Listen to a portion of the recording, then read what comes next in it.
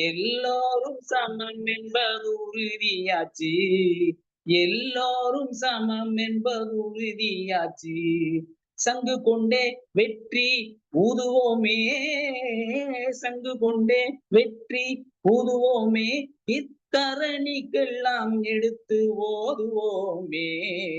ஆடுவோமே பள்ளு பாடுவோமே. ஆனந்த சுதந்திரம் அடைந்து விட்டோம் என்று ஆடுவோமே என்று சுதந்திர தின வாழ்த்துக்களை கூறிக்கொண்டு, கரிசல் இலக்கியத்தின் முன்னட்டி ஏர் ஆகச்சிறந்த கதை சொல்லி சாகித்ய அகாடமி விருதாளர் கீரா அவர்களின் சுப்பண்ணா என்ற கதையை நான் இப்பொழுது தொடங்குகின்றேன். சுப்பண்ணா சுப்பண்ணா என்று சொல்லும் போது இந்த கதையை எப்படி தேர்ந்தெடுத்தேன் என்று சொன்னா என்றால், சுப்பண்ணா என்பது ஒரு மனிதனை குறிக்கக்கூடியது. அதை ஒரு ஆண்மகனை குறிக்கக்கூடிய ஒரு செயல். அந்த ஆண்மகன் சுப்பண்ணா அவன் நல்லவனாகவும் இருக்கலாம், கெட்டவனாகவும் இருக்கலாம், சாதனையாளனாகவும் இருக்கலாம், சோதனையாளனாகவும் இருக்கலாம், காதல் இளவரசனாக இருக்கலாம், இல்ல காதல் கிறுக்கனாக இருக்கலாம். அந்த அந்த மாதிரி ஒரு சிந்தனை இருந்து, அதாவது ஒரு ஆண்மகனா இருந்தால் எல்லா தகுதிகளும் அவனுக்கு இருக்கும். அப்படிப்பட்ட கதையாகத்தான் இருக்கும் என்று நான் நினைத்து இந்த சுப்பண்ணா கதையை தேர்ந்தெடுத்தேன். ஆனால் இந்த சுப்பண்ணா கதையில் வரும்போது பாத்தீங்கன்னா, கீரா அவர்கள் 2 வரிகளில் இந்த மொத்த கதையின் சாராம்சத்தையும், மொத்த உள்கருத்தையும் வைத்து எழுதியிருப்பார். அந்த 2 வரிகளை நான் வாசகர்கள்ட்டயே அதை ஒப்படைச்சிருவேன். அதை நீங்க பின்னூட்டத்தில் அதை வழங்கி அந்த வரிகளை கண்டுபிடித்து அதை பின்னூட்டமா வழங்கி அதை நம்ம செய்யும் போது அந்த கதை மேலும் சுவாரஸ்யமாக இருக்கும் என்று நான் நம்புகின்றேன். அதை நான் வாசிக்கும் போதே நீங்கள் தெரிந்து கொள்வீர்கள். வாழ்வளமுடன் நான் கதைக்கு சொல்லலாம். இத்து போன மண் வீடு சரிந்து விழுந்ததை போல் அந்த குடும்பம் விழுந்து நொறுங்கி விட்டது. மிஞ்சினது கடைசியா சுப்பண்ணா ஒருத்தன்தான். ஊர்க்காரர்கள் பேசிக்கொண்டது எப்படி இருக்கு அப்படின்னு சொன்னா, இவன் போய் தொலைஞ்சிருக்கணும், முதல்ல போறதுக்கும் வருஷம் இல்ல, அழுத்தி எழுதி விட்டான் தலையில, பாவம் இருந்துட்டு போட்டோம், நம்ம தலையிலயா இருக்க போறான். பெத்தவ அவனை செல்லமா வளர்த்துட்டா. வாய திறந்து அம்மான்னு சொல்றதுக்கே அணைய நாள் ஆகிட்டது. பல்லும் சொல்லும் மெல்லத்தான் வரும் என்று சொல்வார்கள். பல்லு அவரு கீரை பாருங்க, அந்த வரியை சொல்லும் போது பல்லு நம்ம மெல்றதுக்கு மெல்ல அப்படிங்கிறதுக்கு வர்றது மெல்ல. சொல்லு சொல்ல மெதுவா சொல்றதுக்கு அதை அந்த 2 பேரும் சொன்னா கூட எவ்வளவு அழகா இருக்குவாங்க. அப்படி சொல்லும் போதே ரொம்பவும் மெல்ல அப்படின்னு சொல்றாங்க. ரொம்பவும் மெல்ல. சின்ன வயசுலயே பொத்து பொத்துன்னு இருப்பான். கம்மஞ்சோறும் கட்டி தயிரும் செஞ்ச வேலை அப்படின்னு அந்த கிராமத்துல ஆளுங்க பேசி சொல்றத அப்படியே வரியில காட்டுவார் பாருங்க கீரா அவர்கள். அதே மாதிரி குடும்பத்தில் கடைசிக்கு முன்னதாக மிஞ்சினது அம்மாவும் பிள்ளையும் தான். உயிர் புரியும் போது சுப்பண்ணாவின் அம்மா சொன்னது, ஐயோ இந்த பிள்ளைய விட்டுட்டு போறேனே, எப்படி பிழைக்க போறானோ அப்படின்னு அந்த ஆதங்கப்படுற அந்த தாய் வருத்தப்படுகிறாள். அதை சொல்றாங்க. ரங்கையா நாயக்கருடைய குடும்பமும் இப்படி ஆயிட்டதே என்று அதிசயமும் கவலையும் பட்டது ஊர். அதாவது அதிசயமும் படுறாங்க. அதிசயம் படுறதுக்கு காரணம் இருக்கு, கவலைப்படுறதுக்கு ஒரு அர்த்தம் இருக்கு, அதிசயப்படுறதுக்கு அர்த்தம் இருக்கு. அப்ப அதிசயப்படுறதுக்கு அர்த்தம் இருக்குன்னா அதுவும் பின்னாடி வரும். அதையும் நம்ம புரிஞ்சுக்கலாம். அந்த வரி ஏன் எப்படி அப்படி சொல்றாரு அப்படின்னு பட்டது ஊர். அம்மா சாகும் போது சாதகப்படி அவனுக்கு வயசு 16. உடம்பின் வயசுப்படி பார்த்தால் அதை விட குறைவு, மனசின் வயசுப்படி பார்த்தால் அதை விட குறைவு. அத பாருங்களேன். அதாவது ஒரு மனிதனுக்கு வயது என்பது எப்படி இருக்கு சொல்லுவாங்க, 5 வயசு 3 வயசு 4 வயசு சின்ன வயசு எப்படி சொல்லுவாங்க. ஆனா இவன் வயசை சொல்லும் போது பாருங்க, அவனுக்கு உள்ள வயசு ஒண்ணு, மனசு வயசு ஒண்ணு, உடம்பு வயசு ஒண்ணு, இப்படி 3 வயசை சொல்றாரு கீரா அவர்கள். 3 வயசுகளை குறிப்பிடார். இந்த குழந்தைய இனி யாரு காப்பாத்துவா? உடனே அவ அம்மா சொல்லுகிறா, டேய் சுப்பண்ணா, அம்மா இல்ல அவ மாமான்னு நினைக்கிறேன். டேய் சுப்பண்ணா, எத்தனை நாளைக்குடா இப்படி இருப்ப? ஏதாவது வேலைக்கு போக கூடாதா என்றால் என்னை இந்த காக்கா வலிப்புள்ள திடீர்னு கெடுக்கு மாமா இல்லைன்னா நான் வந்து ஒரு பிடி பிடிச்சிருக்க மாட்டேனா அப்படின்ற மாதிரி, இல்லைன்னா நான் இப்படி இருப்பேனா என்பான். சொந்தக்காரர்களின் வீடுகளில் நடக்கும் நல்லது பொழுதுகளுக்கு கூப்பிட்டு சோறு போடுவார்கள். சோறு போடுவார்கள். அன்னைக்கு மட்டும் சுப்பண்ணா பார்த்தோம்னா, அப்படியே மார்ல சந்தனமும், முகத்துல குங்குமம் பொட்டும், வெத்தல சிகப்புமாய் முழங்கிக் கொண்டிருப்பான். மற்ற நாளையில் பசி வயித்தை கிள்ளும்போது தெருவழியாக தெரிந்தவர்களின் முகங்களை பார்த்துக் கொண்டு, பசி விஷயத்தை மட்டும் பேசாமல் மற்ற விஷயங்களே பேசிக் கொண்டிருப்பான். சோறு போட்டு சலித்த சொந்தக்காரர்கள் கண்டதும் விலகி போய் விடுவார்கள். சிலர் பேசிவிட்டு மட்டும் விலகி போவார்கள். களத்து களத்து வேலை காலங்களில் கோழிகளை விரட்ட அவனை காவல் இருக்க சொல்லுவார்கள். அவனும் விசுவாசமா இருப்பான். சன்மானமாக 10 பைசா கொடுப்பார்கள். அத கையில் கிடைச்சதும் தான் வேலை செஞ்சு சம்பாரிச்சு விட்டதாக நினைப்பான். அம்மாவுக்கு மிகவும் முடியாமல் படுக்கையில் கிடந்த போது, நீ செத்து போயிட்டா எனக்கு யாரு கஞ்சி தண்ணி ஊத்துவா? நீ இருக்கும் போதே எனக்கு ஒரு கல்யாணம் செஞ்சு வச்சுட்டு போ. அவ எனக்கு கஞ்சி ஊத்துவா என்றான்.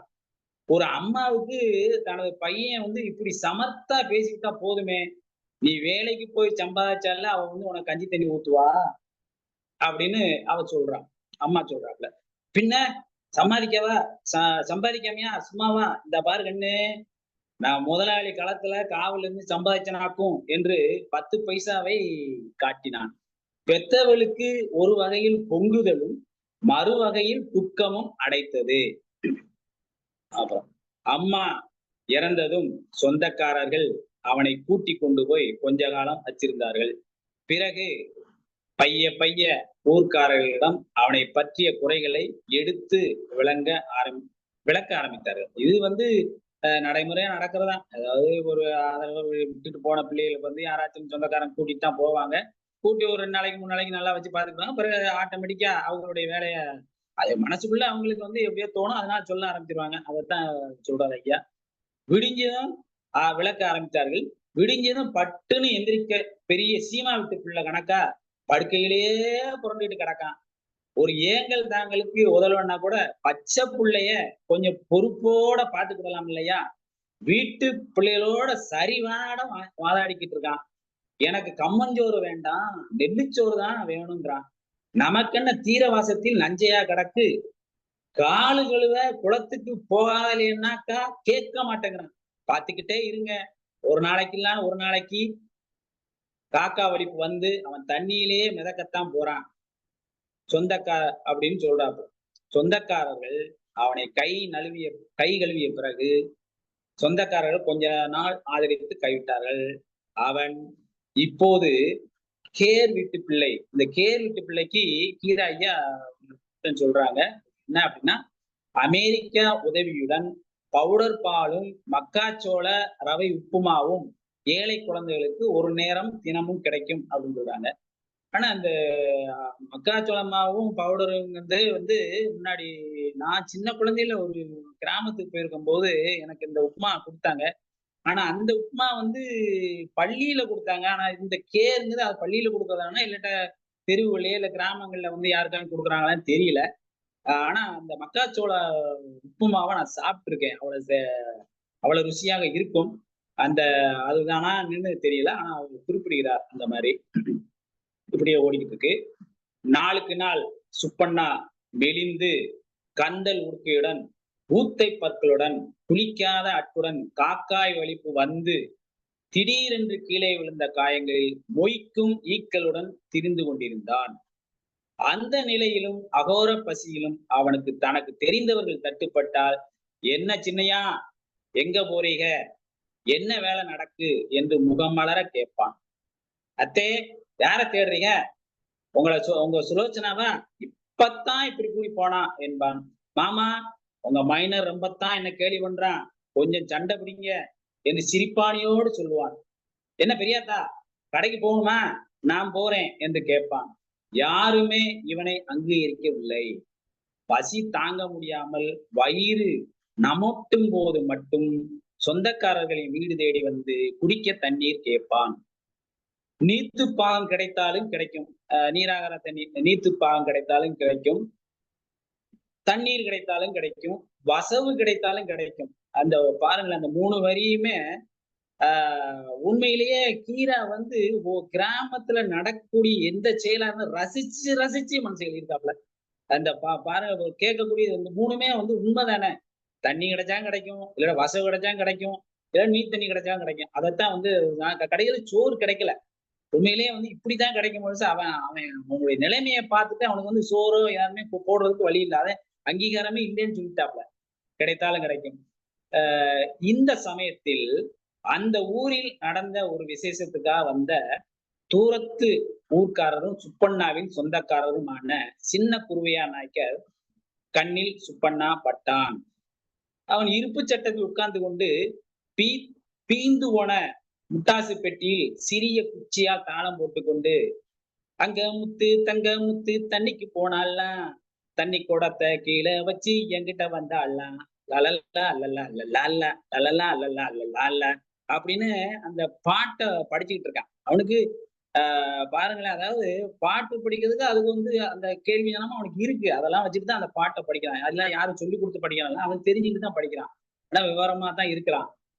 வந்தாலாம் என்று பாடிக்கொண்டான். அதை கேட்ட நாயக்கருக்கு சிரிப்பு வந்தது. புருவ கட்டி கையை வச்சு வெளிச்சத்தை மறைச்சு கொண்டு பாருங்க, புருவத்தை கையில வச்சு அந்த வெயில் அடிக்கிற நேரத்துல வந்து கையை மறைச்சிட்டு எல்லாரும் கொஞ்சம் வயசானவங்க பார்ப்பாங்க. அதை வந்து அப்படியே சொல்றாப்புல. சிரிப்பு வந்து கையை வச்சு வெளிச்சத்தை மறைத்து கொண்டு அங்க பார்த்து, இது யாரு பிறவிடா என்று விசாரித்தார். அவன்தான் புலிகுத்தி சுப்பா நாயக்கர் பேரன், மங்கம்மாவின் மகன் என்று கேள்விப்பட்டதும் பதறி போனார். யாரு? அவர் ஐயா குருவையா நாயக்கர். ஆனால் அவனோ அவரை பார்த்து சிரித்துக் கொண்டே அதே பாட்ட ராகத்தை நீட்டி நீட்டி பாடிக்கொண்டிருந்தான். மங்கம்மா என்று நினைத்ததும் அவர் கண்கள் பணித்து விட்டன. அவர் சிறுவனாக இருந்தபோது இந்த குடும்பத்தில் வந்து மாச கணக்கில் தங்கி விருந்தாடி இருக்கிறார். ஊருக்கு புறப்படும் போதெல்லாம் புத்தாடைகள் எடுத்து கொடுத்து வழி அனுப்புவார்கள். இந்த ஊருக்கு அகதி பரதேசிகள் என்று யார் வந்தாலும் பசி அமர்த்தி நிழல் தரும் குடும்பமும் அது. அடடா, எப்பேற்பட்ட கைகள் அவை! அரே அரே சின்னையா என்ற ஆதாரத்துடன் அழைத்தார். அந்த குரல் அவனை என்னவோ செய்தது.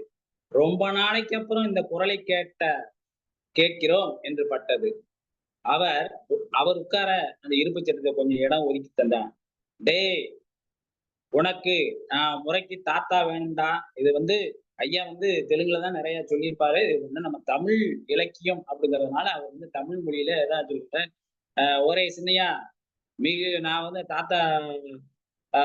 தாத்தா முறைடா தாரான்னு சொல்ற மாதிரி தான் சொல்லியிருப்பாரு. அதை வந்து நம்மளுக்கு தமிழ்ல வேணுங்கிறதுக்காக ஐயா வந்து எழுதியிருக்காங்க. வேணும்டா, எங்க ஊருக்கு வாடா, ஊருக்கு போத்தோம் ராரா அப்படின்னு சொல்ற மாதிரி போயிருப்போம். திடீரென்று சுப்பண்ணாவுக்கு இதென்ன சீன்றோம் என்று பட்டது. அவனது உலகத்துக்குள் புகுந்த சூறாவளி அங்கே நிம்மதியாய் கிடந்த தூசிகளை வாரி சுழற்றியது. திரும்பவும் வாத்சல்யத்துடன் அவனை அழைத்தார். முடியாது, நான் வர முடியாது என்று வெடுக்கென்று பதில் சொன்னான்.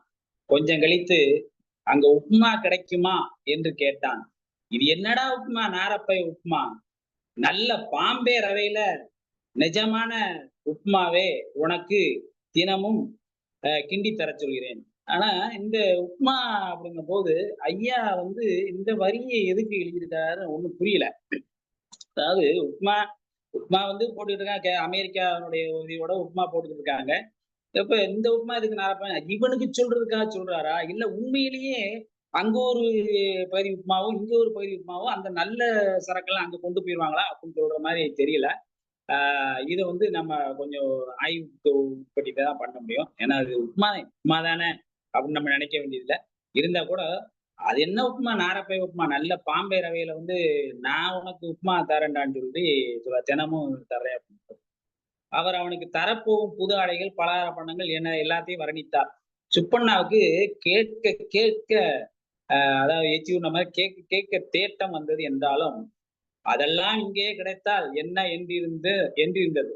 இன்னும் இங்க இருக்காதடா, வம்பா செத்து போற, பேசாம என் கூட வந்துரு, சௌரியமா இரு என்றார்.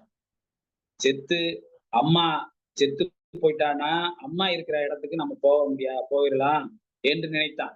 அதாவது இங்க இருந்தே செத்து போயிட்டோம்னா அம்மா இருக்கிற இடத்துக்கு நம்ம போயிடலாம் என்று நினைத்தான். உடனே பாடும் சந்தோஷமும் நின்று போனது. அந்த ஆளோடு ஊருக்கு போறதா, அங்க அந்த ஊர்ல என்ன இருக்க போகுது, இங்கே அவனுக்கு எவ்வளவோ உண்டு, எவ்வளவு நல்ல மரங்கள் இங்கே இந்த இடத்தில் உட்கார்ந்து கொண்டு பார்த்தால் அவர்களுடைய வீடு தெரியும், அந்த தெருவோடு நடந்து போக பிரியமாய் இருக்கும்.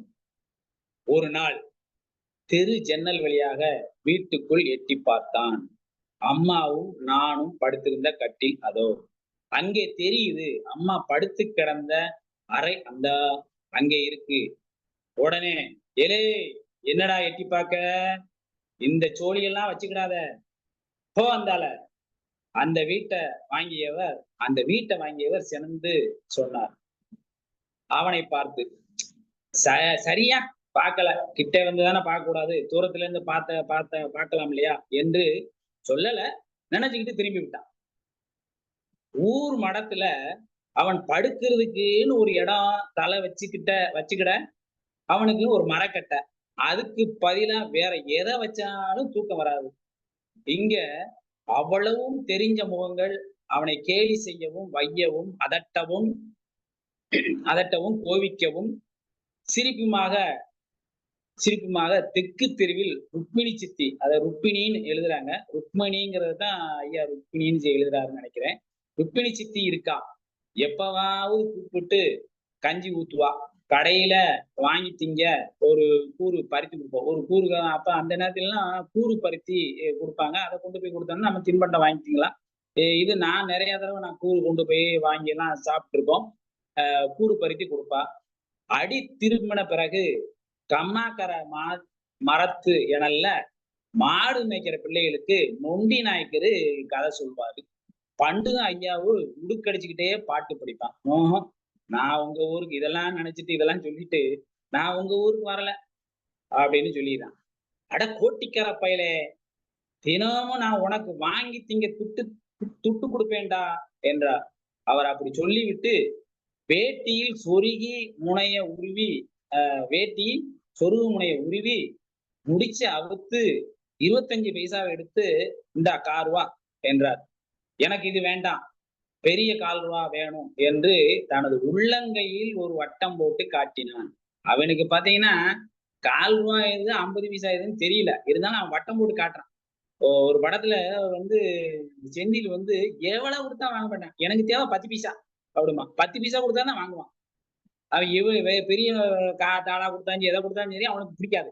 அதே போல இவனுக்கு ஒரே எண்ணத்துல இருக்கான், அந்த பெரிய வட்டமா போட்டதுதான் கால்வா அப்படின்னு நினைச்சுக்கிட்டு அப்ப என்ன செய்து உள்ளங்கையில கட்டம் போட்டு காட்டுறான்.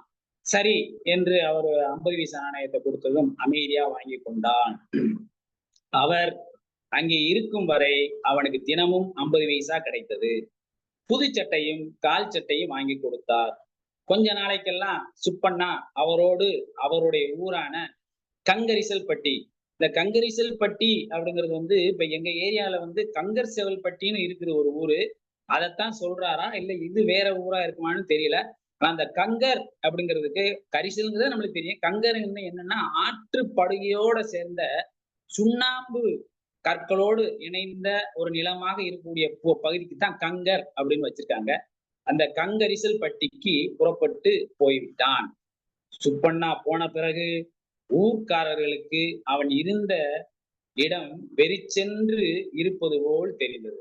அது உண்மைதானே, எல்லாரும் இருக்கும் போது எல்லாமே அப்படி இப்படி சொல்லிட்டு இருப்பான். ஆனா போன உடனே என்ன காணோம் அப்படின்னு தேடுற மாதிரி இது ஒரு இயல்பான ஒரு விஷயம் தான். அதை கீரா அவர்கள் சொல்றாரு. அதையுமே கொஞ்ச நாள் பேசி சிரிச்சுட்டு மறந்து போனார்கள். எப்பவாவது திரும்பவும் ஞாபகத்துக்கு வரும்.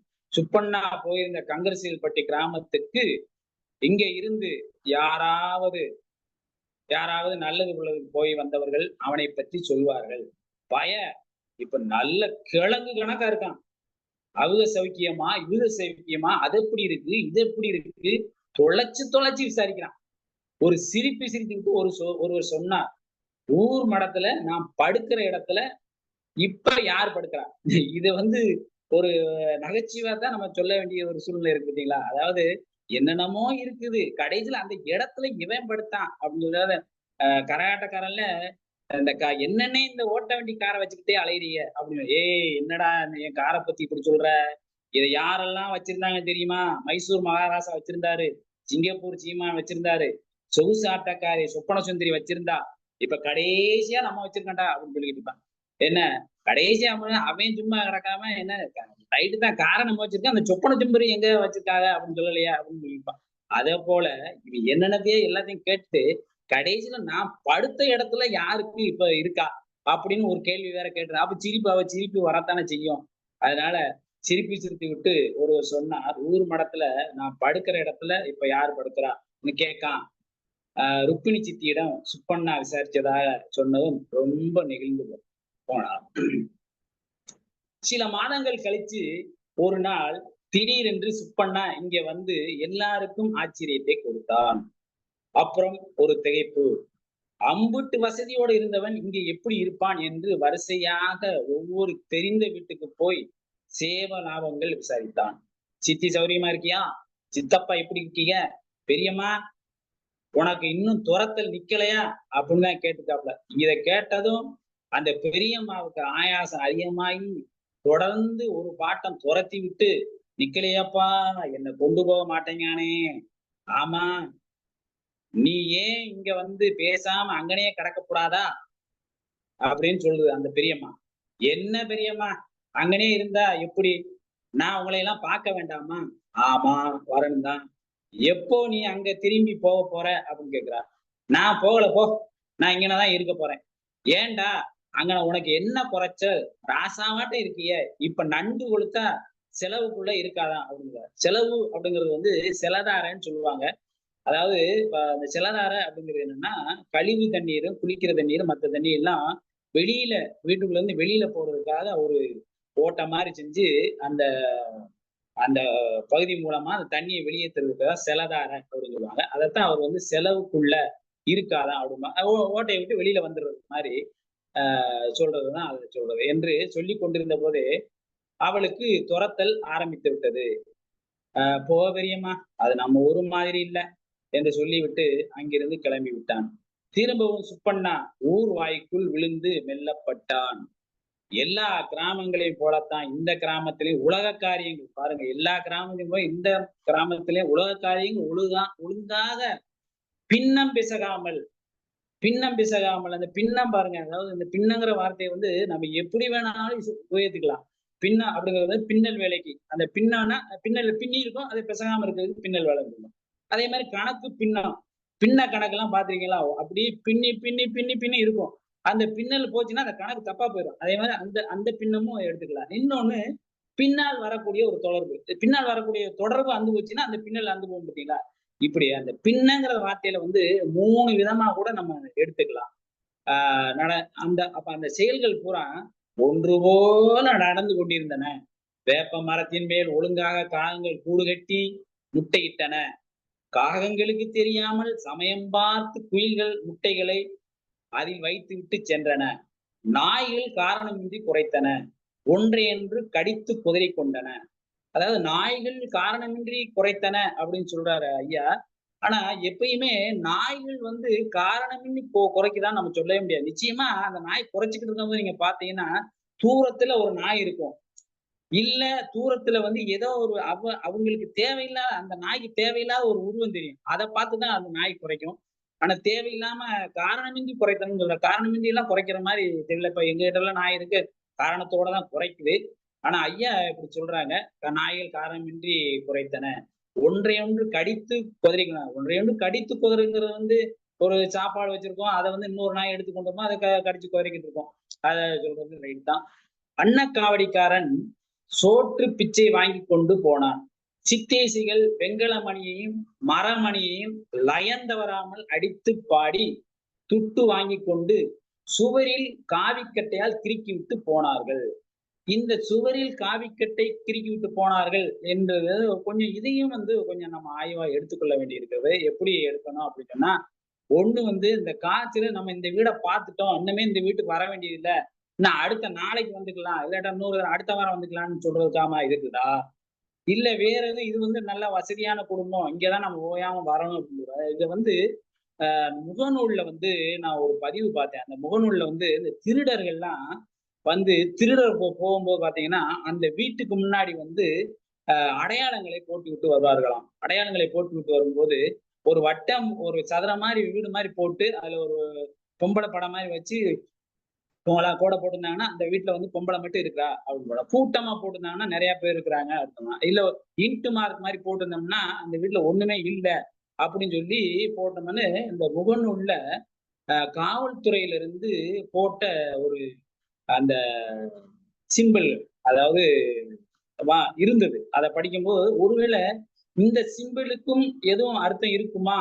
அப்படின்னு தெரியல. காவியை காவி கட்டியால் கிறுக்கி விட்டு போனார்கள். ராத்திரிகளில் ராப்பாடியும் காளவீரனும் வந்து குரல் ஆழத்திலும் எக்களும் பாடுவது குழந்தைகளுக்கு பயமாக இருந்தது. இது இப்பயும் கிராமங்கள் நடக்குது. வந்து பாட்டு பாடிய போறா, இங்க வந்து சக்கம்மா வந்திருக்கா, அது வந்திருக்கா, அது வந்திருக்கா, வீட்டுக்குள்ள இருக்கா, வெளிய போறா, வந்துட்டா அப்படி இப்படின்னு சொல்லிருவாங்க. அது கொஞ்சம் பயமாவும் இருக்கும் அந்த ஜாமத்துல வந்து சொல்லும்போது. காலை வேளைகளில் கரைமரத்து நிழலில் தச்சாசாரி கலப்பை குத்திகளை செதுக்கி சேர்க்கும் நேர்த்தியையும், சாயந்திரம் பொல்லாசாரி பட்டறையில் பழுக்க காய்ச்சிய இரும்பின் தகதகப்பையும், அது குறடுக்குள் அகப்பட்டு சம்மட்டி கத்தியில் இரண்டையும் மாறி மாறி அடிகளுக்கு புரண்டு புரண்டு கொடுப்பதையும் தெவிட்டாமல் பார்த்து கொண்டிருப்பான். தெவிட்டாமல் பார்த்தான். அப்ப எவ்வளவு வந்து இன்பப்பட்டு லயத்தோட பார்த்துக்கிட்டான் பாருங்க அந்த வேலையை வந்து பண்ணா. வேலை பார்த்து அதை பார்க்குறான். அவன் வந்து கவனமா பார்க்குறான். எப்பவாவது சில வாரங்கள் போய் கண்கள் கங்கரசுப்பட்டியில் இருந்து விட்டு இங்கே திரும்பி வரும்போது, பிரிந்த குழந்தையை தாய் ஆவலோடு பார்க்க ஓடி வருவது போல் வந்து, "சித்தி சௌக்கியமா? பெரியம்மா சுகமா? மாமா எப்படி இருக்கீங்க?" என்று விசாரிப்பான். ஏன் இப்படி ஓடி ஓடி வருகிறான் இந்த ஊருக்கு? இந்த ஊரில் அவனுக்கு அப்படி என்னதான் இருக்கு என்று மண்டையை குடைந்து கொள்கிறார்கள். விடை தெரியவில்லை யாருக்கும். அப்படின்னு இந்த கதைய கீரா அவர்கள் முடிக்கிறாங்க. மிகவும் ஒரு அருமையான கதை. அதாவது இவன் சுப்பண்ணாவ பொறுத்தமட்டில வந்து அவனுடைய வந்து சொல்லுவோம்ல, அத புத்தி சுவானம் இல்லன்னு சொல்ல முடியாது. சரியான வளர்ச்சி இல்லன்னு சொல்ல முடியாது. நல்லா எல்லாமே ஓரமா தான் இருக்கான். இருந்தா கூட அவனுடைய சூழ்நிலையில ஏதோ ஒரு சின்ன கோளாறு இருக்குது. அதத்தான் வச்சு இந்த கதைய வந்து எழுதியிருக்காங்க கீரா அவர்கள். மிகவும் அருமையான கதை. கிராமங்களில் நடக்கக்கூடிய ஒரு நிகழ்வு தான். அவர் பார்த்த நிகழ்வு தான். அந்த நிகழ்வை கூட நாம் எல்லோரும் தெரிந்து கொள்ள வேண்டும். இப்படியும் இருக்கிறார்கள் என்று சொல்வதாக அமைந்த கதை. வாழ்க வளமுடன். எனக்கு வாய்ப்பளித்த கலை இலக்கிய குழுவுக்கும் மற்றும் பொதுச் செயலாளர், மேனாள் பொதுச் செயலாளர், நம்ம நெறியாளர், ஐயா பெரிய பெரிய ஆளுமைகள் இங்க கலந்துருக்கீங்க. எல்லாருக்கும் நன்றியும் பாராட்டுகளையும் வாழ்த்துக்களையும் வணக்கத்தையும் தெரிவித்துக் கொண்டு இந்த கதையை முடிக்கிறேன். வாழ்க வளமுடன். நன்றி தோழமையே. சுதந்திர தின நாளில் சுதந்திர தின வாழ்த்து பாடலோடு அது ஒரு பாடலாகவே இருப்பதாகவே தோன்றுகிறது. சுதந்திர தின வாழ்த்து பாடலோடு தொடங்கினீர்கள், மிக்க மகிழ்ச்சி. கலை இலக்கிய பிரபலத்தின் சார்பாகவும் நம்முடைய சுதந்திர தின வாழ்த்துக்களை நம்முடைய குழுவின் சார்பாகவும் இதை பார்த்து கொண்டிருக்கக்கூடிய உலக தமிழர்களுக்கு நாம் தெரிவித்துக் கொள்கிறோம். இந்திய தேசத்தினுடைய பெருமையான இந்த நாளை நீங்கள் கதை சொன்னது மிகவும் பெருமையாக இருக்கிறது. குறிப்பாக நீங்கள் கதை சொன்னதெல்லாம் நீங்க என்ன சொன்னீங்கலாம் விட்ட, நீங்க எப்படி பேசுறீங்க, என்ன பண்றீங்க, கட கட கட கட கட கட கட கட கட கட கடன்னு என்ன சொல்றது, எந்த அந்த இடைவெளி கூட பாத்தீங்கன்னா கரெக்டான அளவு இருந்துச்சு. அதை நான் கவனிச்சுட்டு இருந்தேன். எப்படி கதை சொல்றாங்க அப்படின்னு. கதையை சிறப்பாக சொன்ன அன்பு சகோதரர் கணேசன் அவர்களுக்கு தமிழ்நாடு கலை இலக்கிய பிரமுகத்தின் சார்பாக நிறைந்த வாழ்த்துக்களையும் பாராட்டுகளையும் இந்த அவையின் சார்பாக தெரிவித்துக் கொள்கிறோம். வழக்கம் போல் பின்னோட்டத்தை தொடங்கி வைக்கிற நம்முடைய கவிஞர் ரவீந்திர பாரதி அவர்கள் பின்னோட்டத்தை தொடங்கி வைக்கிறார். அன்பான தோழமைகளே, எல்லோருக்கும் என் இனிய சுதந்திர தின நல்வாழ்த்துக்கள். தொடங்கும் போதே நம்ம நெறியாளர் சொன்ன மாதிரி எங்கும் சுதந்திரம் என்பதே பேச்சு, நாம் எல்லோரும் சமம் என்பது உறுதியாச்சு. இது ஒரு கனவு தான். இந்த கனவை நோக்கி நம்முடைய பயணம் தொடர்க. இதைத்தான் நம்ம ஜீவா அவர்கள் எட்டயபுரத்துல முதல் நடந்த பாரதி விழாவில், அப்போ ராஜாஜி தலைமையில நடந்த இந்த பாரதி விழாவில் இவருக்கு பேசுறதுக்கு வாய்ப்பு கிடைக்கல. அப்போ சட்டமன்ற உறுப்பினராக இருந்த சசிவர்ண தேவர் என்பவர் அவருடைய சிபாரிசின் பேர்ல போய் கட்டாயம் ஜீவாவை பேச வைக்கணும்னு சொல்லி ஒரு 5 நிமிடம் மட்டும் வாங்குறாங்க. ஆனா ஜீவா 1/2 மணி நேரத்துக்கு மேல பேசுறாரு. அப்போ அவர் சொல்லும்போது என்ன சொன்னாரு? எல்லோரும் சமம் என்பது உறுதியாகி விட்டதா? ஏழை என்றும் அடிமை என்றும் எவனும் இல்லாமல் போய்விட்டதா? பாரதி கண்ட கனவு நனவாகி விட்டதா? அப்படின்னு ஜனங்களை பார்த்து பார்த்து பார்த்து கேட்கிறாரு. கேட்க 5 நிமிடம் என்பது போய் 1/2 மணி நேரத்துக்கு மேல அது நேரடியா வானொலியில ஒளிபரப்பிக்கிட்டே இருக்கிறானாம். அப்போ அதை கேட்ட தோழர்கள் என்னிடத்துல சொன்னாங்க, என்னையா ஜீவாவுடைய பேச்சு. அந்த மாதிரி நம்முடைய சாத்தூர் கணேசன் அவர்கள் எங்கும் சுதந்திரம் என்பதே பேச்சு, நாம் எல்லோரும் சுதந்திரம் என்பது உறுதியாச்சு அப்படின்ற பாடலை பாடும்போது அது நினைவுக்கு வந்து விட்டது. ஆமா, நம்முடைய 78 ஆண்டுகள் ஆகியும் இன்னும் ஒரு 20 கோடி மக்கள் இரவில உணவு உண்ணாமல் படுக்கிறார்கள் என்கிற பொழுது இந்த சுதந்திரம் கடைக்கோடி மனிதர்களிடத்துல போய் சேர்ந்து இருக்கிறதா? சேர்க்க வேண்டும். இனி அடுத்த கட்ட போராட்டம், அந்த கனவு மெய்ப்பட வேண்டும். கனவு மெய்ப்பட வேண்டும். கைவசமாவது விரைவில் வேண்டும். இந்த கதையை ரொம்ப அழகா ரவை புரளுகிற மாதிரியான ஒரு குரல், அருமையான குரல். இந்த கதையை ரொம்ப அழகா சாத்தூர் கணேசன் அவர்கள், சாத்தூர்னு உடனே எனக்கு தனுஷ்கோடி ஞாபகம் வந்துடும். மறக்க முடியாத ஒரு ஊர் அது. சாத்தூர் கணேசன் அவர்கள் ரொம்ப அருமையாக சொல்லி இருக்கிறார்கள். ரொம்ப நல்லா சொன்னாரு. காலையில முதல் இன்னைக்கு சுதந்திர தினத்துல இதுல எங்க வீட்டுல மின்சாரம் இல்லாம போச்சு. இருந்தாலும் பகல் வெளிச்சத்திலேயே இந்த கதையை படிச்சுட்டேன். படித்து இந்த மின்சாரம் பழுது பார்க்கிற தோழருக்கு தொலைபேசியில தொடர்பு கொண்டு வர வச்சேன். அவர் கூட ஒரு பையனை கூப்பிட்டு வந்தார். அவன் ஒரு சுப்பண்ணா. இந்த பையன் 7வது படிக்கிறான். பார்த்த உடனே இந்த கதையில வர சுப்பண்ணாவும் அவனும் ஒரே மாதிரி இருந்தாங்க. அவன் தான் ஏதோ நோண்டலாம், உடனே வந்துருச்சு. 50 ரூபாய் எடுத்து கொடுத்தா வேணான்னிட்டான்.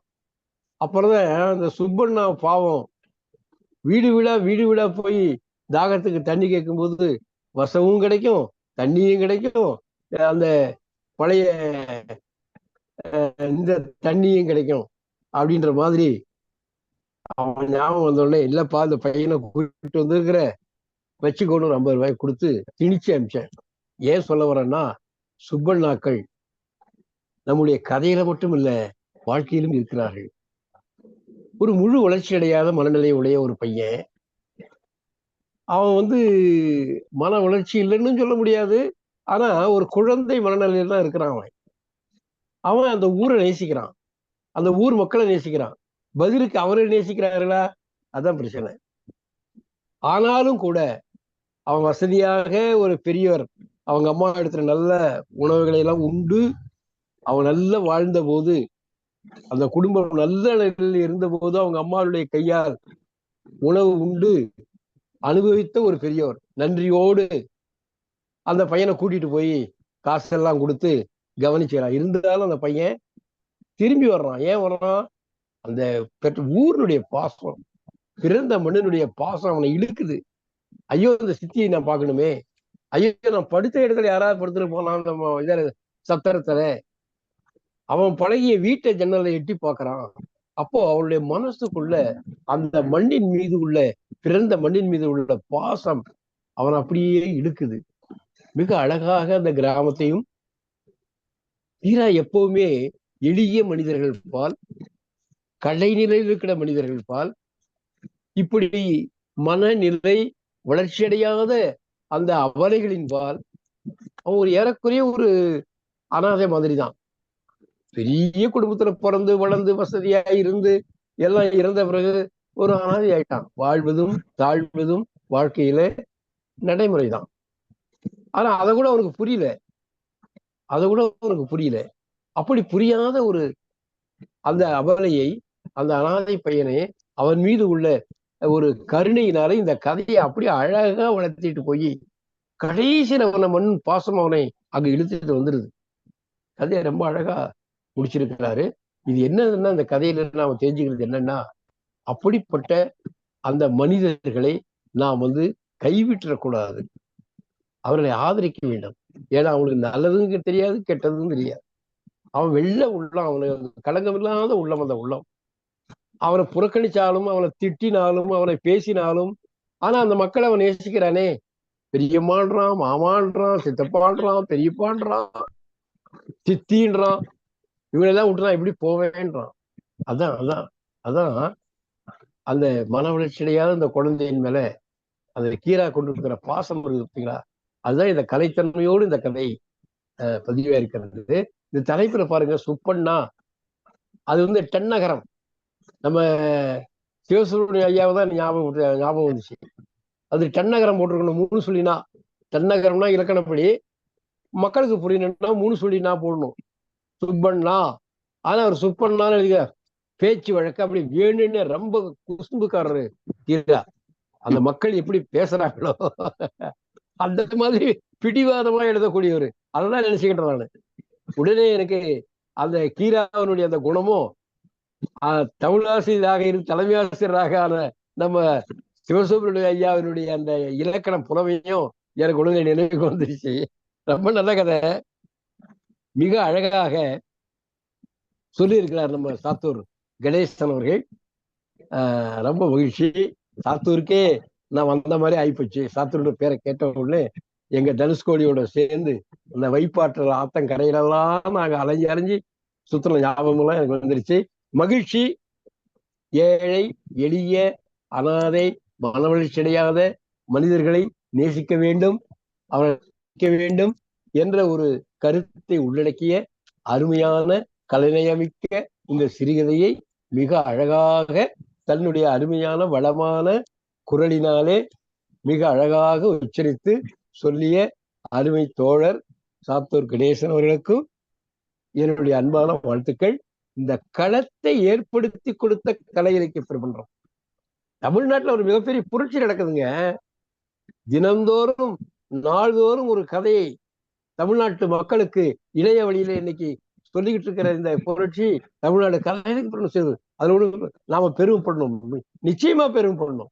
இதற்கு காரணமான என் அன்பு பொதுச் செயலாளர் அறம் அவர்களுக்கும், நெறியாளர் கருமுருகன் அவர்களுக்கும், இந்த உலகம் பூராவும் பார்த்து கொண்டிருக்கிற அன்பு தமிழ் நெஞ்சங்களுக்கும் அன்பான வாழ்த்துக்களும் நன்றியும் வணக்கமும். நன்றி கவிஞரே. பின்னோட்டத்தால் பெருமை சேர்க்கிற தோழர் சிவசுப்ரமணியம் அவர்கள். தோழர்கள் அனைவருக்கும் வணக்கம். இன்னைக்கு கதை சொன்ன சாத்தூர் தோழர் கணேசன் அவர்கள் ரொம்ப சிறப்பாக கதையை சொன்னார். அதாவது அவர் அறிமுகம் செய்ததே ரொம்ப வித்தியாசமா இருந்துச்சு. கீராவின் கதைகள் எல்லாவற்றையும் ரத்தின சுருக்கமாக விளக்கி சொன்னார். பிறகு பாடல்கள் ரொம்ப அருமையா இருந்துச்சு. நல்லா கம்பீரமாக அமர்ந்து சொன்னார். கதையில் வருகின்ற சொற்களையும் விளக்கி சொன்னார். அது சில பேருக்கு புரியாம இருக்கலாம், அதை விளக்கி சொன்னார். ஆக அருமையாக சொன்னார். நம்ம பேராசிரியர் சொன்னதுபடி முத்தமிழும் அவரிடம் பொதிந்து இருக்கிறது. அவருக்கு பாராட்டுகளும் வாழ்த்துக்களும். பல்லும் சொல்லும் மெல்லத்தான் வளரணும்னு கீரா சொன்னது. பல்லு வளர்ந்தாத்தான் சொல்லு வளரும். அது மெல்லத்தான் வளரணும், ஆனா அது வளர்ந்தாத்தான் சொல்லு வளரும். பல்லு வளர்ந்தாத்தான் சொல்லு வளரும் அப்படின்னு குறிப்பால் உணர்த்திருக்கிறார். காக்கா வலிப்பு. அந்த பையன் சுப்பண்ணா அந்த மேலாள் பொதுச் செயலாளர் சொன்னபடி ரொம்ப வெள்ளை மனசு. அவன் உழைக்க முடியாத அளவுக்கு ஒரு நோய் அவனை தாக்கி இருக்கிறது. காக்கா வலிப்பு, கால் கை வலிப்பு தான் காக்கா வலிப்பு. இந்த ஆள்களை எதுவும் சிபாரிசுக்காக காக்காயை பிடிக்கணும் அப்படின்னு சொல்லுவாங்க. கால் கையை பிடிச்சத சிபாரிசு பண்றது அப்படிங்கிறது தான். அத காக்கா காக்கான்னு எல்லாரும் சொல்ல ஆரம்பிச்சிருந்தாங்க. அடுத்து அந்த காலத்துல மாணவர்களுக்கு கோதுமை உணவு அரசாங்கத்தால் இலவசமாக மதிய உணவு வழங்கப்பட்டது. அதைத்தான் கேர்ன்னு சொல்லுவாங்க. அந்த உணவு மட்டும் எல்லாருக்கும் அந்த மத்தியானம் அந்த பள்ளிக்கூடத்துக்கு போற பிள்ளைங்களுக்கு எல்லாம் கிடைக்கும். அதுவும் இந்த சுப்பண்ணாவுக்கு கிடைச்சது மாதிரி இதுவாயுது. அதாவது நாய் காரணம் இல்லாமல் குறைக்காது. அது கீரா அவர்கள் ஒரு இயற்கை சீற்றத்தை குறிப்பிடுகிறார். இயற்கை சீற்றம் வரப்போவது என்பதை அகிலனை உயிர்கள் நன்றாக தெரிந்து கொள்ளும். அவற்றிடமிருந்து நாம் தெரிந்து கொள்ளலாம். அதாவது நிம்மதியா கிடந்த தூசிய சூறாவளி வாரி சுழற்றுவது. எல்லாருடைய வாழ்க்கையும் அப்படித்தான். நிம்மதியா கிடந்த தூசிய, அதாவது சுப்பண்ணா நிம்மதியா கிடந்த தூசி மாதிரி இருந்தான். அவனுடைய வாழ்க்கையை சூறாவளி மாதிரி சுழற்றி அடித்தது கால கொடுமை. எல்லாருடைய வாழ்க்கை அப்படித்தான், தூசி மாதிரி தான். வெள்ளத்துல போகிற சருகு மாதிரி தான். நம்ம காலத்திற்கு ஏற்றா போல அப்படியே போய்கிட்டே இருக்கும், அவ்வளவுதான். ஆக இந்த கதைக்கு விடை யாருக்கும் தெரியலன்னு கீரா அவர்கள் முடித்திருந்தாலும் அவருக்கு தெரியும், நல்லா தெரியும். என்னன்னா இவன் அவனுக்கு பிறந்த மண், பேராசிரியர் சொன்னாங்க, பிறந்த மண்ணு, பழகிய முகங்கள், பிரியமானவர்களை பிரிய மனமில்லை, உறவினர்களை விட்டு பிரிய மனமில்லை, சொந்தங்களை பாராட்டுகிறான். இவனை அந்த மஞ்சள் பிசாசு, மார்க்ஸ் சொல்றாருல்ல, கார்ல் மார்க்ஸ், அந்த மஞ்சள் பிசாசு இவனை பிடிக்கவில்லை. இவன் பாசம் உணர்வு இவனிடம் ரொம்ப மேலோங்கி இருக்கிறது. சொந்தங்களை பாராட்டுகிறான். அப்படிங்கும்போது சுப்பண்ணா ஒரு நல்லவன் அப்படிங்கிறத கதை மூலமாக கீரா அவர்கள் காட்டுகிறார். இன்னைக்கு கதை சொன்ன தோழர் கணேசன் அவர்களுக்கு மீண்டும் பாராட்டுகளும் வாழ்த்துக்களும் தெரிவித்து நிறைவு செய்கிறேன். இன்னும் ஒண்ணு, புலிக்குத்தி சுப்பாநாயக்கர் பேரன். அவர் புலிய குத்தி கொன்னிருக்காரு போல இருக்கு, அவ்வளவு வீரம் உள்ளவர். அதைத்தான் புலிக்குத்தி சுப்பாநாயக்கர் பேரன் அப்படின்னு சொல்லுதாப்புல. அவங்க பரம்பரை அப்படி இருந்த பரம்பரை இப்படி ஆயிட்டு அப்படின்னு, இந்த விவேகை சொன்னபடி எப்படி இருந்தவனா இப்படி ஆயிட்டேன் அப்படின்னு மாதிரி அந்த பரம்பரை, அந்த தேய்மானம், நல்லா இருந்த பரம்பரை தேய்மானமும் அடையும். அதைத்தான் கீரா அவர்கள் சொல்லி இருக்கிறார். தோழர் கணேசன் அவர்களை பாராட்டி வாழ்த்துக்கள் கூறி நிறைவு செய்கிறேன். வாய்ப்புக்கு நன்றி. அறச்செல்வி அம்மா.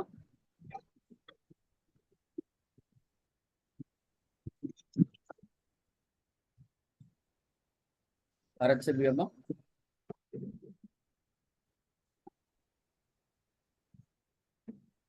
பொன் ஏழுமலை தோழர்.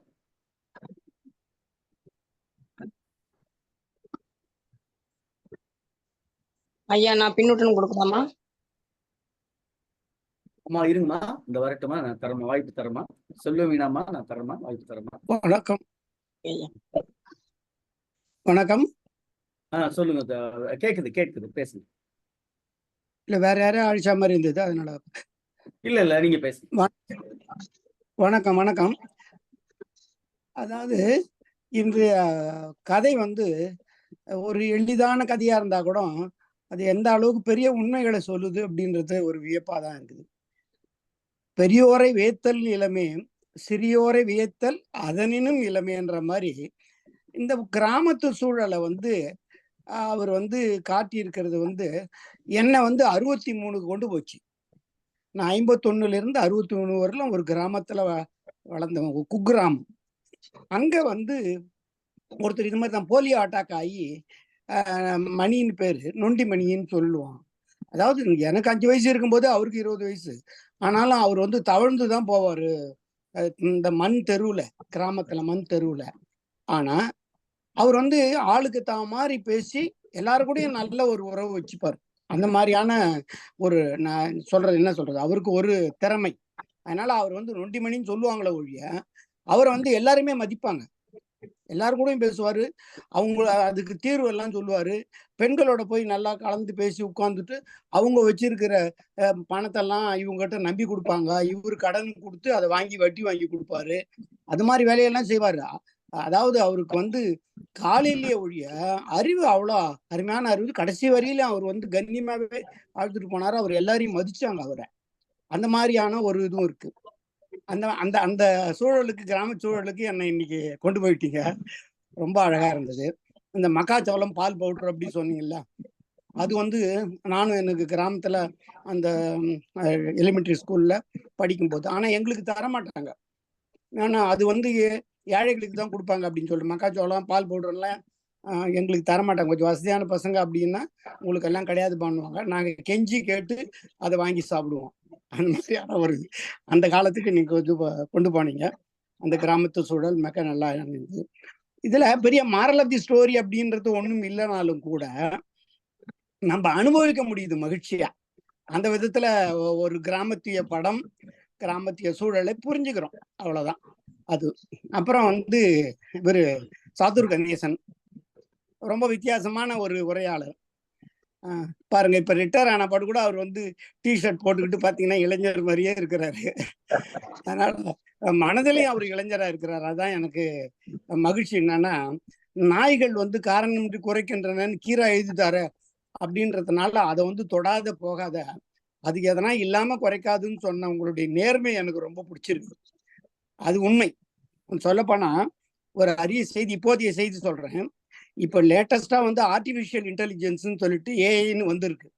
அந்த ஏஐல பண்ணக்கூடிய லேட்டஸ்ட் ஒரு ப்ராஜெக்ட் என்ன அப்படின்னு சொல்லிட்டு சொன்னா, விலங்குகள், பறவைகள் ஆயிரக்கணக்கில் இருக்கின்ற இடத்துல கூட போய் அதனுடைய ஒலிகளை வந்து பதிவு செய்து, அது மகிழ்ச்சியா இல்ல அபாயமா இல்ல வெறுப்பா சண்டை அப்படின்றத வந்து எப்படி புரிஞ்சுக்கிறது, decoding the language of the birds and animals அப்படின்னு சொல்லிட்டு சொல்றாங்க.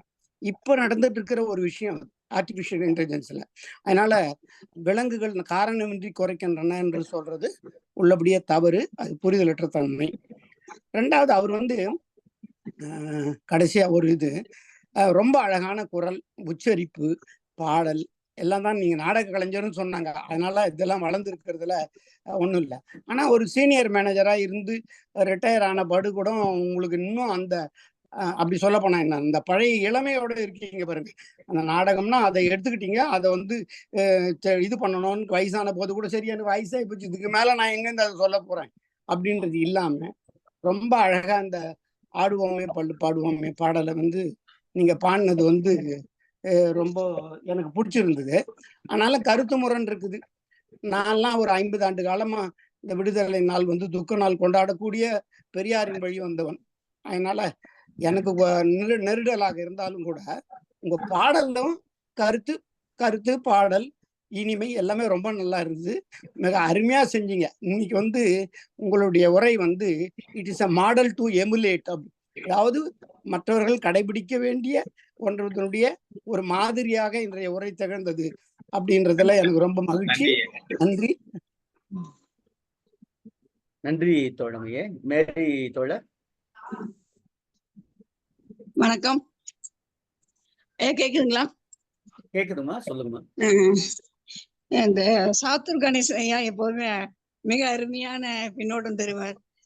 இந்த கதையை வந்து பெரும்பாலும் கதை கேட்கறத விட பின்னோட்டத்தை கேட்கறதுக்காகவே நான் இந்த கதையை தினசரி கேட்டுருக்கேன். ரவீந்திர பாரதி ஐயாவுடைய பின்னோட்டமாகட்டும், சாத்தூர் கணேசன் பின்னோட்டமாகட்டும், இவங்கெல்லாம் சொல்லக்கூடிய விஷயங்கள்லாம் நிறைய விஷயங்கள் என்னால தெரிஞ்சுக்க முடியுது.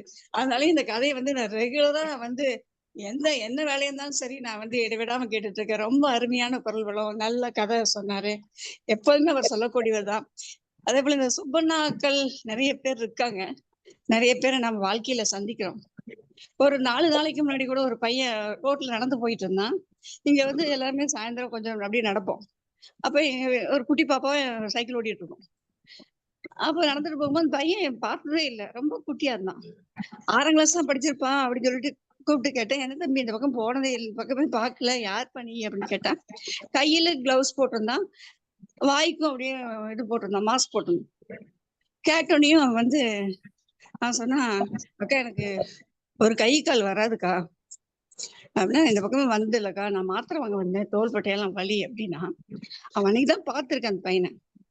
அப்புறம் வந்து சொல்றான், அக்கா இந்த பாப்பாவெல்லாம் ஸ்கூலுக்கு நீங்க தனியா விடாதீங்கக்கா, கூட்டிட்டு போங்க, நீங்க யாரோ கூட்டிட்டு போங்க, பிள்ளைகள்லாம் கடத்துறாங்கக்கா அப்படின்னா. அதெல்லாம் பார்த்தோன்னே இப்படி பேசுறானேன்னு சொல்லிட்டு, சரிப்பா நீ எங்க போயிட்டு வந்த, சாப்பிட்டியா அப்படின்னு கேட்டேன் நானு. அக்கா காலையில இருந்து சாப்பிடலக்கா, அம்மா சமைச்சு வச்சிருப்பாங்க, நான் சாப்பிட்டுவேன் அப்படின்னா. சரி பரவாயில்லைங்க, ஏதாவது சாப்பிட்றியா, வாழைப்பழம் தட்டணுமா, சாப்பாடு சாப்பிட்றியான்னு கேட்டேன். கடைசி வரைக்கும் சொல்லிட்டான், நான் யார் வீட்லயும் வாங்கி சாப்பிட மாட்டேக்கா, நான் போறேக்கான்னு போயிட்டான். எனக்கு அந்த பையனை பார்த்தா நான் ஒரு கால் எடுத்துட்டு நடக்கிறான், அவ்வளோ அக்கறையா அந்த குழந்தைய விசாரிக்கிறான். ஆனா யார் வீட்லயும் எதுவும் வாங்கி சாப்பிட மாட்டேங்கிறான். அவ்வளவு ஆச்சரியமா இருந்துச்சு. இப்படி கூட ஒரு மாற்றுத்திறனாளியா இருந்து கூட அவ்வளோ ஒரு நேர்மையான ஒரு தன்மானமான பையனை பாக்குறேன். போயிட்டு அவன் சொல்றான், அவன் அப்ப ஏன்பா மாஸ்க் போட்டிருக்கேன்னா, அக்கா எனக்கு 17 வயசாச்சுக்கா, மீஸ் தாடியெல்லாம் வந்துருச்சு, அதை பார்த்தா எல்லாரும் என்னை கிண்டல் பண்ணுவாங்க, நான் மாஸ்க் போட்டிருக்கேன் அப்படின்னு அதை வேற எடுத்து காமிக்கிறான். எனக்கு இந்த மாதிரி எல்லாம் ஜனங்க இப்படி இருக்கிறாங்க, இவ்வளவு தன்மானத்தோட இருக்கிறாங்க. இந்த ஏமாத்தி ஊர்ல பிழைச்சிட்டு நல்ல கையால வச்சுக்கிட்டு பிச்சை எடுக்கிற ஊர்ல இந்த மாதிரிலாம் இருக்காங்கன்னு பார்க்கும்போது ஆச்சரியமா இருந்துச்சு. அது மாதிரி இந்த சுப்பண்ணாங்கிறது அந்த அந்த கதாபாத்திரம் எப்படி எங்க போனாலும் ஊரை வந்து மதிக்கும், ஊர் மேல அந்த மண்ணு மேல கூடிய அந்த ஆசை, அந்த பாசம், ஜனங்க மேல கூடிய பிரியம், அதனால அவங்க திரும்ப திரும்ப வராங்கிறது வந்து ஆசிரியர் ரொம்ப அழகா பதிவு பண்ணியிருந்தாரு. அது வந்து நம்ம சாத்தூர் கணேசன் அவர்கள் அவருடைய நல்ல ஒரு கம்பீரமான குரல்ல மிக அருமையா சொல்லியிருந்தாரு. கதை சொல்லிக்கு வாழ்த்துக்கள், பாராட்டுக்கள். நன்றி. நன்றி அம்மா, நன்றி நன்றி. வாழ்வோம். நன்றி பேராசிரியரே. ரேவதி பேராசிரியர் ஒரு நிமிஷம். பேராசிரியரே சொல்லுங்க. அது வேற ஒண்ணும் இல்ல. பதிவு பின்னோட்டம் போட்டிருந்தாங்க, புலிக்குத்தி என்பது ஒரு ஊரு அப்படின்னு. அந்த ஊருனாலுமே அந்த ஊருக்கு பேர் வந்திருப்பது ஏதோ ஒருத்தர் வந்து புலியை குத்தி இருக்கிறார் அப்படிங்கறதான் வந்திருக்கும். இப்ப இவரு குத்தலனாலும் அந்த காலத்துல குத்தி இருப்பாங்க. இலக்கியங்கள்ல எல்லாம் படிக்கும், முரத்தால் புலியை விரட்டிய பெண் மரத்தி அப்படின்லாம் படிச்சிருக்கோம். அது மாதிரி அந்த காலத்துல இந்த வீரம் உள்ளவர்களா இருந்திருக்காங்க, அதை குறிப்பிட்டுக்கிறேன். அடுத்து மேலாள் பொதுச் செயலாளர் ஒன்று சொன்னாங்க, சுதந்திரம் வாங்கி இன்னும் சமம்ங்கிறது உறுதியாகல, பட்னியா கிடக்கவங்க புள்ளி விவரம் 20,000 அப்படின்னு சொன்னாப்புல. ஆக சுதந்திரம் கிடைச்சது, ஆனா இன்னும் சோறு கிடைக்கல. சுதந்திரம் கிடைச்சாலும் சோறு கிடைக்காத சூழ்நிலை தான் இன்னும் நீடிக்கிறது என்பதை பதிவு செய்து கொள்கிறேன். வாய்ப்புக்கு நன்றி. நன்றி தோழமையே. ரேவதி தோழர். சுதந்திர தினத்தன்று சுப்பையா கதையை கூறிய சாத்தூர் கணேசன் அவர்களுக்கு என்னுடைய வாழ்த்துக்களை தெரிவித்துக் கொள்கிறேன். இந்த சுப்பையா பார்த்தீங்க அப்படின்னா, அவன் மெலிந்த உடல், கந்தல் உடுக்கை, ஊத்தை பற்கள், குளிக்காத அட்டு, காக்காய் வலிப்பு வந்து திடீரென்று கீழே விழுந்து அதனால ஏற்பட்ட புண்ணு அப்படிங்கிற ஒரு கதாபாத்திரத்தை கொண்டு வராங்க. அவன் ரொம்ப பசியோட இருந்தா கூட அந்த பசிக்கு சோறு போடுங்கன்னு கேட்கல, தண்ணின்னு தான் கேட்கறான். அவனுடைய அப்பாவித்தனத்தை நான் ஒரு இதுல சொல்றேன். அடுத்து உப்புமா கேட்கறான், அங்க உப்புமா கொடுப்பாங்களா அப்படின்னு. அவர் நல்ல வசதியா நான் அவனுக்கு சாப்பாடு போடுறேன் வான்னு கூப்பிடும்போது உப்புமா தருவாங்களான்னு. அந்த கேர் அப்படிங்கிற நிறுவனம் என்னதுன்னா, cooperative for American relief everywhere அப்படிங்கிற அதோடைய அப்ரிவேஷன் தான் கேர்ங்கிறது. இந்த நம்ம ஏழுமலை தோழர் சொன்ன மாதிரி அந்த உப்புமா அங்க கிண்டும் போதே மணக்கும். எங்க தாத்தா வந்து 1 to 5 சூழ நடத்துனதுனால அங்க அந்த உப்புமா கிண்டுவாங்க. அது ரொம்ப கமகமான வாசமா நல்லா இருக்கும்.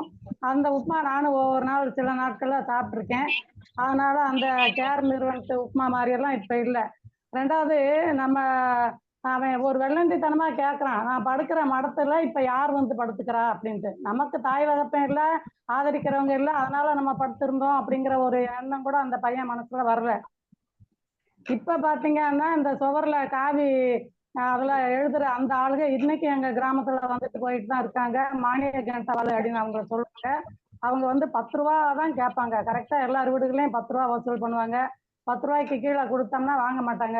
10 ரூபாய்க்கு மேல தந்தாலும் வாங்க மாட்டாங்க. அந்த 10 வாங்கிட்டு வீட்டு தலைவருடைய பேரை கேட்டு அவரை வாழ்த்தி பாடுவாங்க. உங்களுக்கு மாடு பெருகணும், அது வளம் பெருகணும், அது எப்படி எப்படிலாம் சொல்லி பாடிட்டு போவாங்க. குடுகுடுப்பக்காரங்க தொடங்கி இன்னைக்கும் வரத்தான் செய்யறாங்க. நான் சின்ன குழந்தையா இருக்கும்போது சாத்தூர்ல ஒரு பெரிய கட்டையில முன்னும் பின்னும் 2 கயிறுகள்ல சின்ன பானைகள் வச்சு வேட்டி கட்டிட்டு தான் ஆனா அப்படின்ட்டு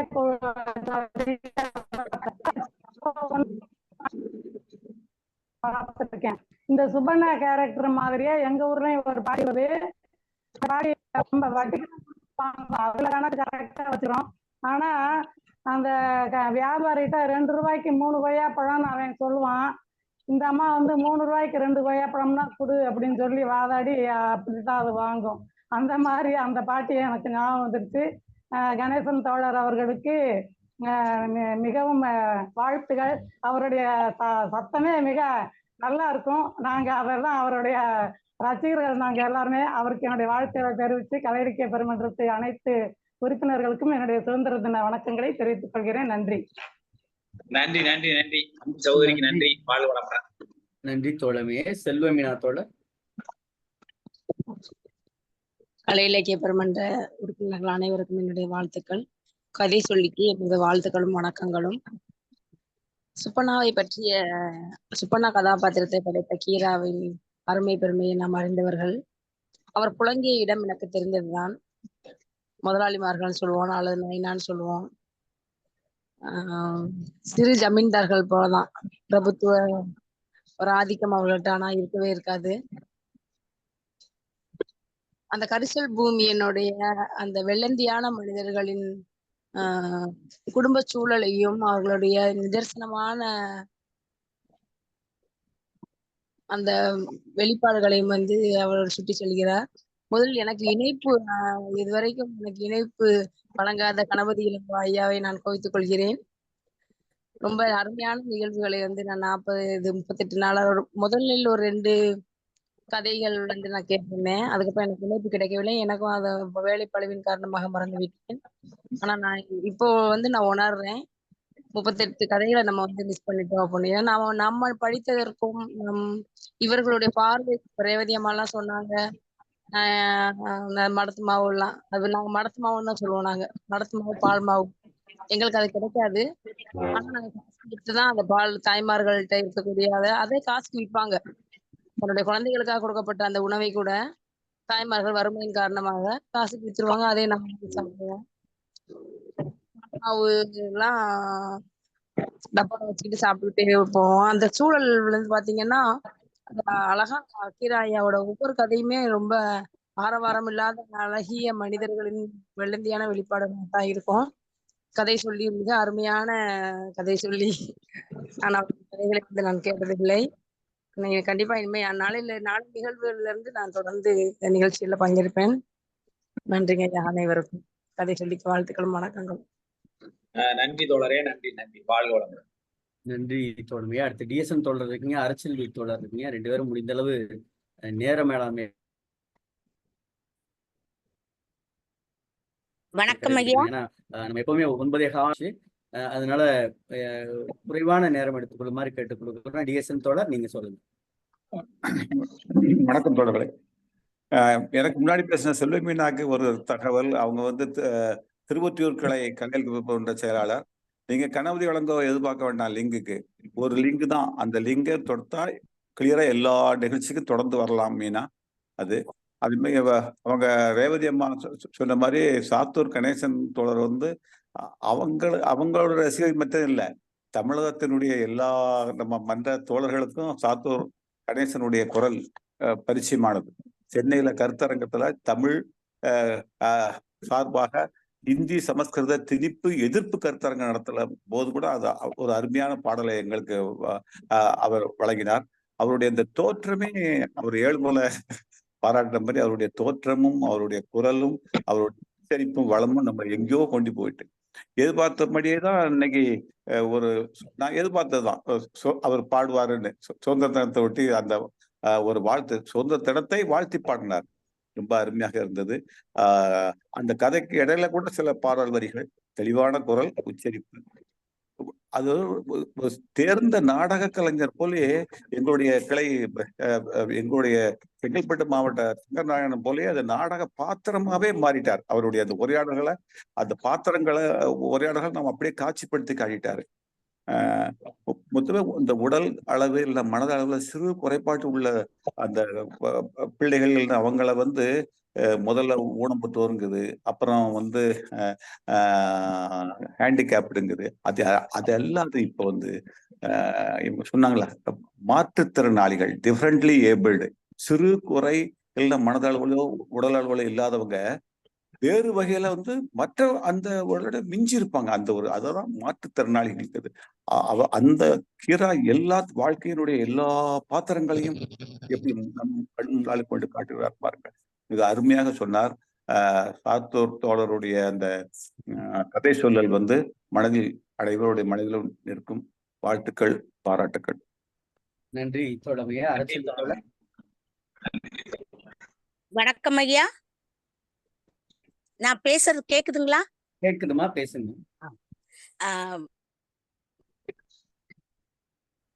இன்றைய கதை சொல்லி இயல் தமிழ், இந்த இயல் தமிழ் வந்து இன்னைக்கு இசை தமிழோட தொடங்கி நாடக தமிழ்ல முடிச்சிருக்காங்க. இது உண்மையிலே பாராட்டுக்குரிய ஒரு நிகழ்வு. இன்னைக்கு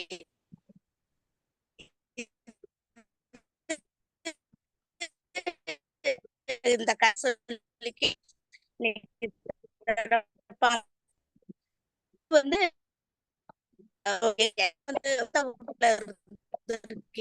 தங்களுக்கு கிடைக்காது. சொர்க்கமே என்றாலும் அது நம்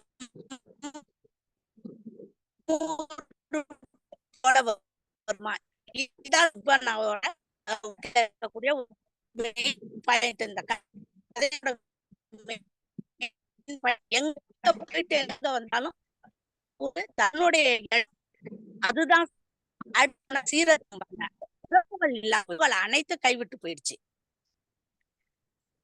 அடுத்து பாத்தீங்கன்னா அவர் வந்து தான் வாழ்ந்த வீட்டை போய் சுப்பண்ணா எட்டி பாக்குறாரு.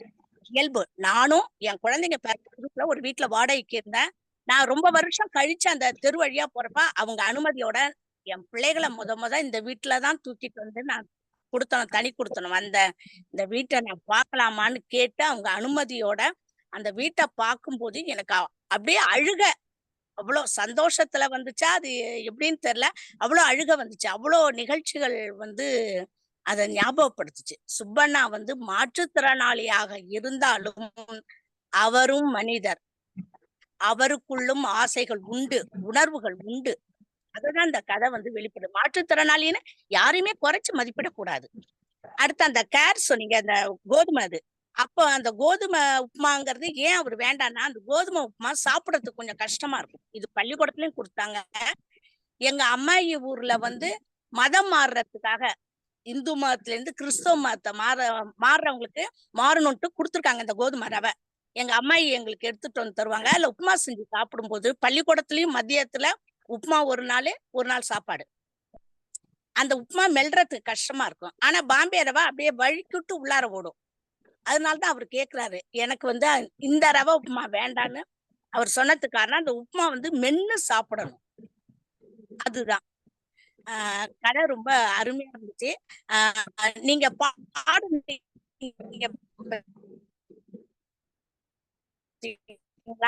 ஆடுவோமே பல்லு பாடுவோமே, சிறப்பு விருந்தினரா என்னை கூப்பிட்டு இருந்தாங்க. மாணவர்களோட நாங்களும் வட்டமா நின்று இந்த பாட்டை போட சொல்லி நாங்க எல்லாருமே கும்மி கொட்டினோம். நீங்க பாடினோட்டு இந்த நிகழ்வு தான் எனக்கு மனசுல வந்துச்சு. அருமையான கதை, அருமையான நினைவுகளை எனக்கு மீட்டு கொடுத்த இந்த கதைக்காக ஐயா அவர்களுக்கு நன்றி சொல்கிறேன். பாராட்டுக்கள், வாழ்த்துக்கள். நன்றி, வணக்கம். நன்றி தோழமையை. நிறைவாக நம்முடைய தமிழ்நாடு கலை இலக்கிய மன்றத்தினுடைய பொதுச் செயலாளர் மருத்துவர் ஆரம் ஐயா.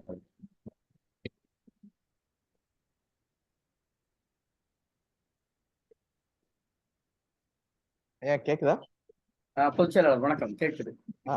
தோழர் அனைவருக்கும் வணக்கம். இன்னைக்கு சுதந்திர தினத்தினால கலெக்டர் வந்து ஒரு டின்னர் கொடுத்துருந்தாங்க. அது போயிட்டு இப்போதான் வந்தேன். ரொம்ப அருமையான 78வது சுதந்திர தினத்தை கொண்டாடிக்கிட்டு இருக்கும்போது சுதந்திரம் வந்தால் இதெல்லாம் நல்லாக்கும் என்று கற்பனை செய்து எழுதிய சுதந்திரத்துக்கு முன்னும் பின்னும் வாழ்ந்தவர்களுடைய அனுபவங்களை நாம் கூர்ந்து கவனிக்க வேண்டும். அப்படி ஒரு கதை தான் இது. அதுல பாரதி சொன்ன அந்த ஜாதிய விடுதலை, பொருளாதார விடுதலை, பெண் விடுதலை, இந்த மூன்றும் வேண்டும் சொல்லியிருக்கேன். ஆனா எவ்வளவு தூரம் நகர்ந்திருக்கோன்றது இருக்கு. நகரவே இல்லைன்றது இல்லை, நகர்ந்துகிட்டு இருக்கோம்.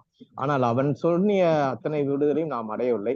இந்த கதை வந்து ரொம்ப அருமையா அந்த பாட்டோட இன்னைக்கு கணேசன் தோழர் ஆரம்பிச்சாங்க. அந்த சுப்பண்ணா வந்து நம்மளே ஒரு கட்டத்துல ஏதோ ஒரு விஷயத்துக்காண்டி சுப்பண்ணாவா கூட இருந்திருக்கலாம். ஏன்னா ஏதோ ஒரு விதத்துல ஒரு பற்று பாசம் அது வந்து விஞ்ஞான ரீதியா இல்ல வந்து பொருளாதார அடிப்படையில இது கரெக்டான்னா அது கரெக்ட் இல்லதான். ஆனாலும் ஒரு அந்த பழகின பாசம் வந்து விடுறது இல்லை. நான் கூட +2ல வந்து என்னை வந்து ஸ்கூல் மாத்தினார் அப்பா வேலை பார்க்குற ஸ்கூல்ல நான் போனேன்னா அவ பிராக்டிக்கல் என்னை குறைப்பாங்க, மார்க் குறைப்பாங்கன்னு நினைச்சு ஸ்கூல் மாத்தினார். ஆனா என்னால ஒத்துக்க முடியல. அந்த ஸ்கூல் வந்து ஒரு மதுரை ஆதீனம், பழைய ஆதீனம் படிச்ச ஸ்கூல். அவர் எப்ப படிச்சு ஒரு 60 ஆண்டுகளுக்கு முன்னாடி படிச்சனாலும் அதே மாதிரியே இருக்கும், ஒழுகம் செய்யும். ஆனாலும் அந்த ஸ்கூலை விட்டு போக எனக்கு விருப்பம் இல்லை. அப்பா வேலை பார்த்த ஸ்கூல் தான் அந்த ஸ்கூல், ஆவை மேல்நிலை பள்ளி. அந்த ஸ்கூல்ல இருந்து மாத்தி போனப்ப திருப்பி இந்த ஸ்கூலுக்கு வந்தா தான் நிம்மதியாச்சு. அது ஏன் அப்படி ஆச்சுன்றதெல்லாம் தெரியாது. அங்க உள்ள வாத்தியார், அங்க உள்ள பசங்க, அங்க உள்ள அந்த இது ஒரு கிளாஸ்ல எப்படி இருக்குன்னா பக்கத்துலதான் ஆறு, அந்த ஜன்னல் கம்பி வந்து இருக்காது. நீங்க கிளாஸ் பிடிக்கலன்னா ஜன்னல் வழியா இறங்கி ஆத்துக்கு போயிடலாம். பக்கத்துல தியேட்டரு, இன்ட்ரோலோட போனா ஃபர்ஸ்ட் காலையில 10 மணி ஆட்டுக்கு போயிடும். அப்படியெல்லாம் இருந்தும் கூட ஆனா அந்த மாதிரி போல. ஆனா ஏதோ ஒரு விதத்துல அந்த ஸ்கூல் வந்து இருக்கும். அப்படி நம்ம ஒவ்வொரு இடத்துலயும் ஒரு ஊரா இருக்கலாம், பள்ளிக்கூடமா இருக்கலாம், ஒரு வீடா இருக்கலாம். அந்த சொன்னாங்களா வீடு, மிக அருமையான மனிதனுக்கு என்னென்னவெல்லாம் அந்த அம்மா அப்பாவும் இவனும் படுத்த கட்டுல போய் பாக்குறான். அந்த யாரும் போய் கேட்டா அந்த மரக்கட்டை வச்சு நான் படுத்த மரத்துல இப்ப யாரு படுக்கிறான்னு கேட்பான். கீரை இன்னொரு இதையும் நம்ம பார்க்கலாம். ஒரு இதை வந்து பாத்தீங்கன்னா chronological age, physical age, mental ஏஜ்ன்றது இன்னைக்கு நம்ம சொல்றோம். ஆனா கீரா வந்து வகைப்படுத்துற பாருங்க, இவனுடைய வயசுக்கேத்த உடம்பு வந்து இவனுடைய வயசுக்கேத்த மாதிரி இல்ல, இவனுடைய மனசு வந்து அதை விட கீழே இருந்தது. ஒரு சப்நார்மல் மைண்ட் உள்ளவன் தான். ஆனாலும் அந்த சப்நார்மல் மைண்டுக்குள்ள எவ்வளவு உன்னதமான உணர்வுகள் இருக்கு. யாரை பார்த்தாலும் எப்படி இருக்கீங்கன்னு கேட்கறது, என்னன்னு கேட்கறது, தனக்கு பசி எடுத்தா கூட பசின்னு சொல்லாம தண்ணியை குடிச்சுக்கிட்டு அப்படியே உயிர் வாழ்றது. இதெல்லாம் மிக அருமையா அந்த ஒரு மனித உணர்வுகளை மிக அழகாக சித்தரித்து. ஆனா இந்த உலகம் எப்படி இருக்கு, ஆனா அந்த உலகம் ரெசிப்ரோக்கலா இவனுக்கு அது இப்படி பண்ணுச்சா அப்படின்னா அது இல்லை. அப்படிப்பட்ட உலகம் அமைய வேண்டும். அதுக்கான ஒரு ஆதங்கத்தோடு தான் இந்த கீரா இந்த கதையை பதிவு செய்திருக்கார். மிக அருமையான இது. நம்ம கணேசன் தோழர் வந்து அவருடைய குரல், அவருடைய அவருடைய அந்த ஆடருக்க பார்த்திருக்கேன், மலையருக்க பார்த்தது இல்ல கருப்பசாமின்னு அந்த பாட்டெல்லாம் இந்த தடவை எல்லாரும்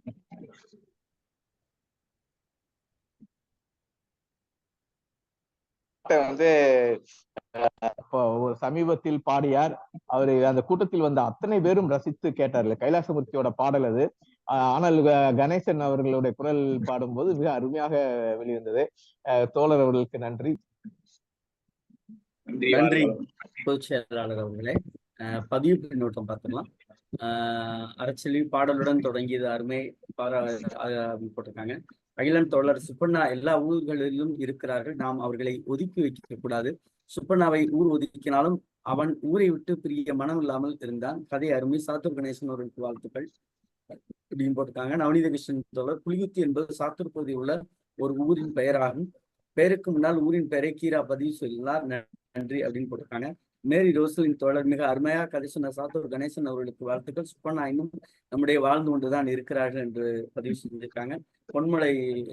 பொன் ஏழுமலை தோழர், பசுமை புரட்சி திட்டத்தை எப்படின்னு இந்திய அரசு நடைமுறைப்படுத்தினது அப்படின்னு அவங்க பதிவு பண்ணியிருக்காங்க.